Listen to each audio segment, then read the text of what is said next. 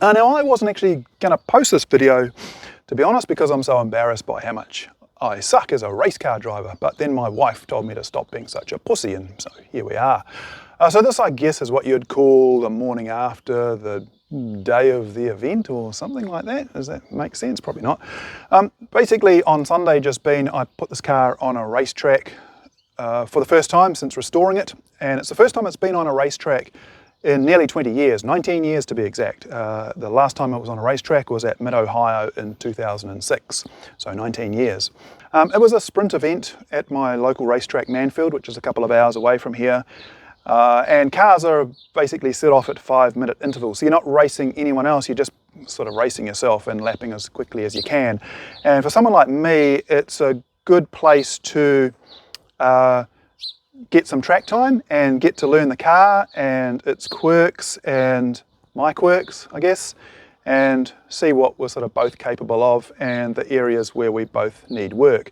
It was a super low-key day run by the Manawatu Car Club, but either way I still found it really stressful. Anyway, there were 3 or 4 problems that the sprint day sort of highlighted, and most of these were just the regular post-restoration stuff, which, you know, I'll tackle before the car goes back on a racetrack. The biggie really was just the downshifting, which I highlighted in the last video, particularly going from 5th down to 4th gear and 4th down to 3rd gear. I'm still having problems with graunching my gears, which kind of messed up my whole day and kind of really messed with my head as well, and so kind of took a lot of the fun out of it for me. Because I don't want to damage the gearbox in the car, I basically just trundled around and bumbled into the corners really slowly, and then sort of did my downshifts almost at the apex, just to prevent damaging the gearbox. And on top of that, I just sort of spent a lot of time staring in the mirror, trying not to get in the way of everyone else that was on the track. Anyway, since then I've done a whole lot of research and asked a whole lot of questions of people that know a lot more about this than me, and I've come up with 2 possible solutions which I'm hoping will cure the issues that I'm having. The first one is to change the oil to a GL4 oil, which from what I understand will be better for an old gearbox like this. I mean, the gearbox is 50 years old. And the second is to learn how to heel and toe, and for that I am going to have to make some adjustments to the throttle pedal, because you really want the throttle pedal to be slightly lower than the brake pedal, just so you can tap it with your heel, hence the name, as you're braking. At the moment the throttle pedal is actually slightly higher than the brake pedal. Anyway, I took my GoPro along and had it mounted in the car, but in amongst all the chaos and stuff going on in my head, I only remembered to record one of the 4 sessions that I did, and it was actually the worst of the 4 sessions, so that's not really good for you, is it? You know, it's really funny, when you're watching a race car from the outside, it doesn't actually look like they're going all that fast, but when you stick yourself in the car, it's a totally different experience. So you're you're feeling the vibrations coming up through the steering wheel and through the pedals and through your ass in the seat. This car is quite small, so my ass is sort of only about that far off the ground, so it's basically like a big go-kart. You've got the noise inside the cabin, you've got cars around you, and actually seeing out and the visibility out of the car is not all that great.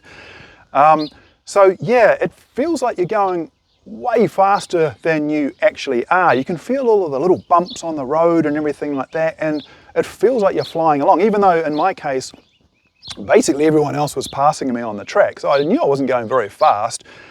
But it's kind of funny, when I actually downloaded my GoPro recording onto my laptop and watched it, I sort of jumped into the middle of the session and sort of watched myself going around for half a lap, and I thought, oh, I'm just doing a warm-up lap here, and then the next lap was the same, and then the next lap after that was the same, and then I realized that that was basically as fast as I was going. So it's kind of embarrassing, and it kind of sucks. You know how you spend years thinking about something that you really want to do with your life, and you think that when you finally achieve it, it's going to make you really happy, and then you do finally achieve it and it doesn't give you the experience that you expected? I'm kind of at that stage now.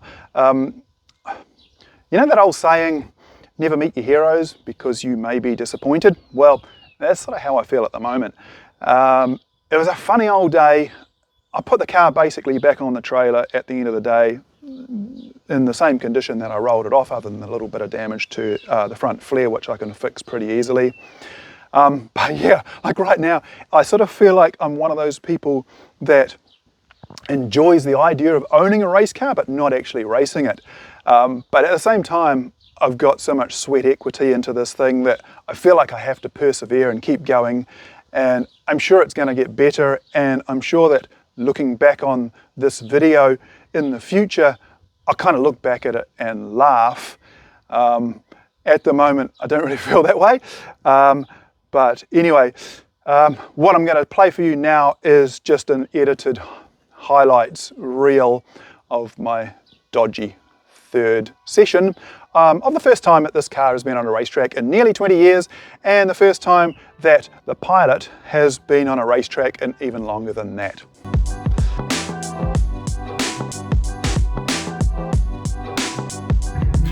Hey guys, so this is quite a historic day really for not so much me, but this little race car. I bought this car in 2020, and this is the first time, well, obviously I've been restoring it over the last 5 years, but this is the first time that it's been on a racetrack since 2006. Last time it was on a racetrack was at Mid-Ohio. It had a little altercation with the Armco, and it hasn't been raced since. So yeah, I'm pretty rusty. I've not done any racing for a long time, and I'm still struggling to sort of get to learn the car, and particularly the gearbox. I'm still graunching, changing down from 5th to 4th and 4th to 3rd. I don't know if the synchros in this gearbox are dodgy, but yeah, I'm struggling with it a little bit. Anyway, I've set up the GoPro on the roll cage, and I'm here at what we call a sprint. So basically we've got 6 laps, and we're all set off at 5-second timed intervals, and just go as fast as we like. I've put myself in the slowest group that there is, and I'm pretty sure that I'm the slowest person in the slowest group. So I'm just really trying to do laps, trying to get used to the car, and trying to acclimatise myself with driving a race car around a racetrack. And of course this car here has got quite a few little issues and things that you would normally expect from a car that's not been raced for a long time, and is an amalgamation of various parts sourced from various places. And yeah, so we've got, you know, there's a few nuts and bolts and stuff that are loose. There is the gearbox issue that I am still struggling with, but other than that, and I smashed up my front left fender flare because there wasn't enough clearance, which is kind of stupid. I'm a bit pissed off about that.